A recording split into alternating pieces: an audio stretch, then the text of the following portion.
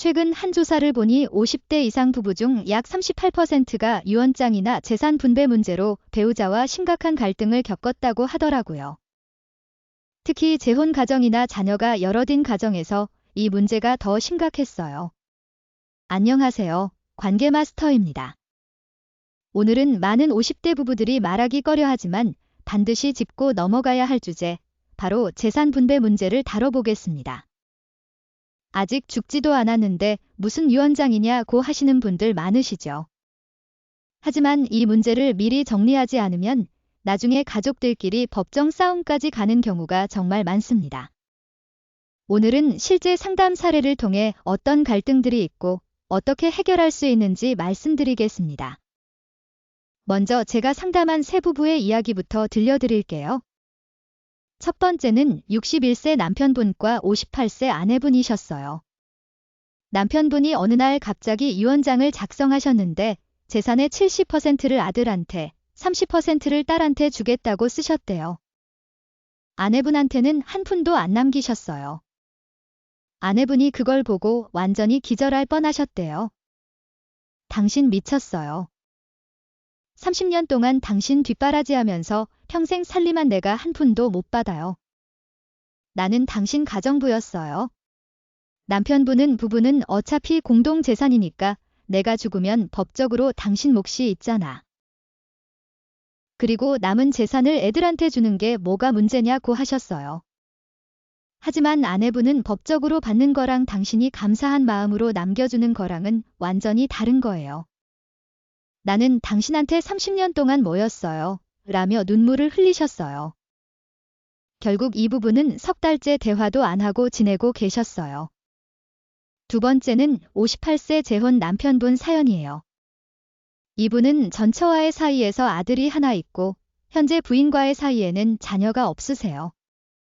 그런데 유언장에 재산의 80%를 전처 아들한테 주겠다고 쓰셨대요. 현재 부인한테는 20%만 남기셨어요. 부인분이 그걸 보고 완전히 폭발하셨어요. 나는 당신이랑 15년을 살았어요. 당신 부모님 간병도 내가 했고 당신 아플 때도 내가 간호했어요. 그런데 나한테는 20%밖에 안 줘요. 전처 아들이 당신한테 뭘 해줬어요? 남편분은 그래도 내 핏줄이잖아. 재산은 자식한테 물려줘야지 라고 하셨지만 부인분은 그럼 나는 뭐예요? 당신 노후 도움이에요. 라며 이혼을 요구하셨어요. 세 번째는 59세 아내분 사연인데요. 이분은 남편이 돌아가신 후에 유언장을 확인했는데 남편이 재산 전부를 아들한테만 주고 딸한테는 한 푼도 안 남겼다는 걸 알게 되셨어요. 아내분은 충격을 받으셨어요. 남편이 평소에 딸을 차별한다고 생각은 했지만 유언장에까지 이렇게 노골적으로 쓸 줄은 몰랐어요. 딸이 이걸 알면 얼마나 상처받을까요? 남편이 살아있을 때 왜 이런 얘기를 안 했을까요? 결국 딸이 그 사실을 알게 됐고 오빠한테 아버지가 나를 사랑하지 않았구나 라며 연락을 끊었대요. 가족이 완전히 쪼개진 거죠. 여러분, 이런 이야기 들으시면 정말 마음이 아프시죠? 그럼 이런 갈등은 왜 생기는 걸까요? 첫 번째 원인은 재산 분배에 대한 일방적 결정이에요. 많은 분들이 내 재산은 내가 알아서 처리한다고 생각하시면서 배우자나 자녀들과 전혀 상의하지 않고 혼자 결정하세요. 그런데 재산은 혼자 번 게 아니잖아요.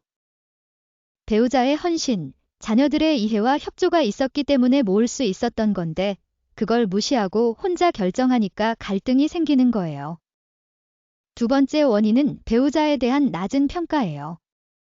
특히 남편분들 중에 자네는 어차피 법적으로 상속받으니까 괜찮다고 생각하시는 분들이 많아요.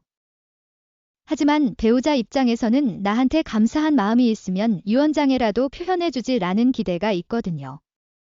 그게 무시되면 평생의 헌신이 부정당하는 느낌을 받는 거죠.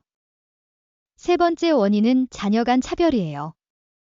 아들한테만 많이 주거나 특정 자녀한테만 유리하게 분배하는 경우가 많아요. 그럼 차별받은 자녀는 나는 부모한테 사랑받지 못했구나 라는 상처를 평생 안고 살게 돼요. 네 번째 원인은 대화 부재입니다. 대부분의 50대 부부들이 재산 분배 문제를 불길한 얘기라고 생각하시면서 아예 입에 담지 않으세요. 그러다가 갑자기 유언장이 나타나거나 누군가 돌아가신 후에야 문제가 터지는 거죠. 그럼 이제 이 문제를 어떻게 해결할 수 있는지 단계별로 말씀드릴게요. 유언장 쓸 때 가장 먼저 해야 할 일은 배우자 몫을 명확히 하는 거예요.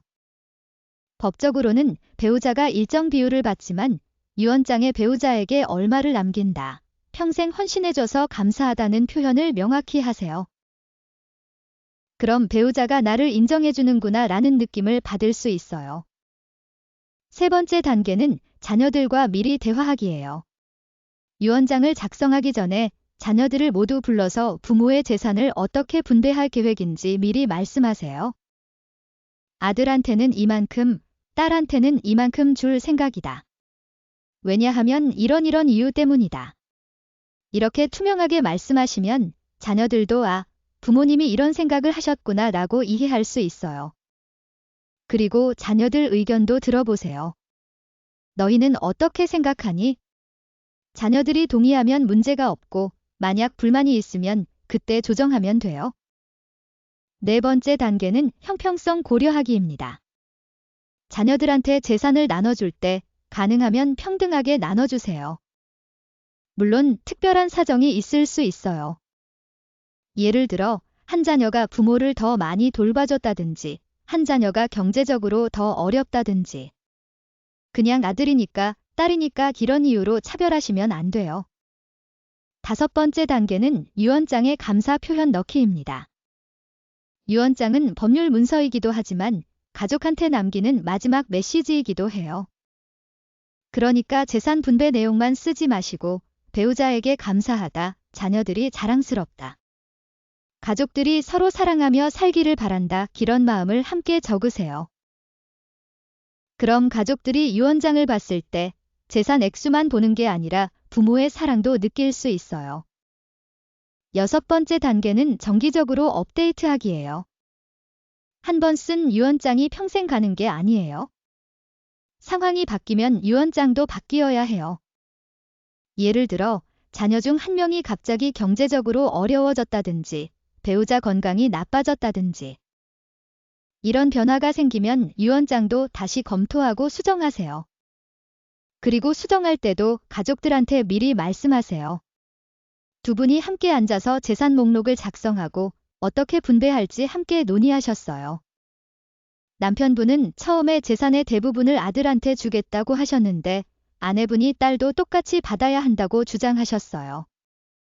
논의 끝에 배우자한테 50%, 아들한테 25%, 딸한테 25%로 합의하셨어요. 그리고 자녀들을 불러서 부모가 이렇게 계획하고 있다고 미리 말씀드렸더니 자녀들도 공정하다며 만족했어요. 유언장에는 평생 나를 사랑해준 아내에게 감사하다, 두 자녀가 서로 사이좋게 지내기를 바란다는 문구도 함께 적으셨어요. 이 부분은 이제 마음이 편하다, 나중에 가족들끼리 싸우지 않을 것 같다고 하시더라고요. 또 다른 사례는 재혼 남편분과 현재 부인분이었어요. 남편분이 전처 아들한테 재산의 대부분을 주려고 하셨는데 현재 부인분이 강하게 반대하셨어요. 저는 세 사람이 함께 앉아서 대화해보시죠 라고 제안했어요. 남편분, 현재 부인분, 전처 아들, 셋이 상담실에서 만났어요. 처음에는 분위기가 어색했지만 대화를 하다 보니 서로의 입장을 이해하게 되셨어요. 전처 아들은 저는 아버지 재산이 목적이 아니에요. 그냥 아버지가 저를 인정해 주셨으면 좋겠어요 라고 말했고 현재 부인은 나도 당신 아들을 미워하는 게 아니라 내가 무시당하는 것 같아서 서운했어요 라고 하셨어요. 결국 재산을 현재 부인 60%, 전처 아들 40%로 합의하셨고 세 사람 모두 만족하셨어요. 남편분은 이렇게 미리 얘기하길 정말 잘했다. 내가 죽은 후에 이 사람들이 법정에서 싸우는 걸 상상하니 끔찍했다고 하시더라고요. 마지막으로 정리하자면 재산 분배 문제는 불길한 얘기가 아니라 가족을 위한 배려예요. 미리 투명하게 대화하고 함께 결정하고 감사의 마음을 표현하면 가족들이 나중에 싸우지 않고 화목하게 지낼 수 있어요. 그리고 명심하세요. 재산을 많이 남기는 것보다 더 중요한 건 가족들이 서로 사랑하며 지낼 수 있도록 길을 열어주는 겁니다. 감사합니다.